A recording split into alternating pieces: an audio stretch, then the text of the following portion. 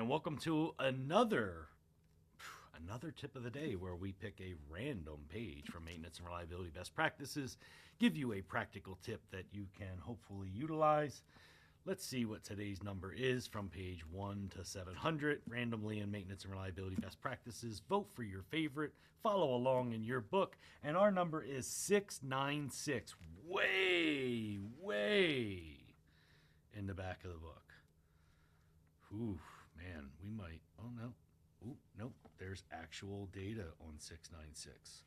So, current trends, stress management, current trends. It's a summary of the last chapter, which is current trends and best and practices. So I'm trying to see what precisely is on this exact page. Reliability and safety experts observe that reliable plants are safe plants, and said blah blah. Risk is defined. So wow, we just did another one on risk. This kind of talks about corrosion and deterioration and all that stuff, and it creates a link between safety and reliability. And there are several studies that are noted within this book. One documented by Ron Moore.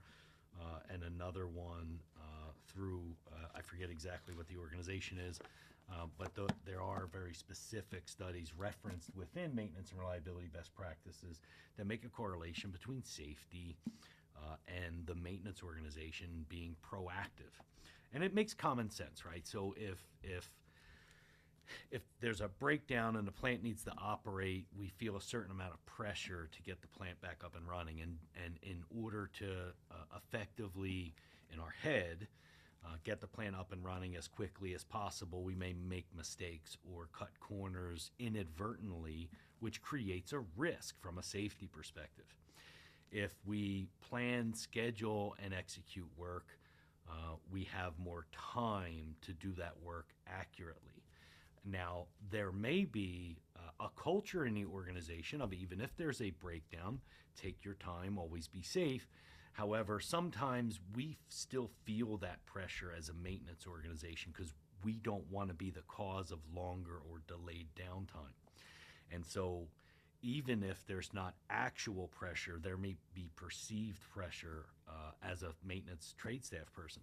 And so be cognizant of that when you talk to people within your organization. If you are the maintenance manager or maintenance supervisor, reiterate the necessity for them to go home safely to their families, and that getting the work done properly, safely, is more important than the speed at which they do so.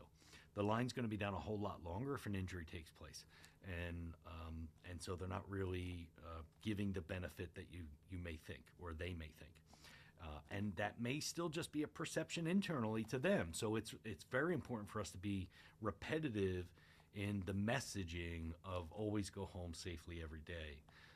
It's one of the most critical things for us to do in the maintenance and reliability space, is to understand that all of our jobs are high quality products safely out the door at rate. And so if we are in the service industry, it's to provide a space where that service can take place safely, effectively, and comfortably for our customers, whether that's a facilities related space or even a process utility space. And so the safety link between maintenance and reliability is unbelievable. It's not only documented in studies, but it's noticeable.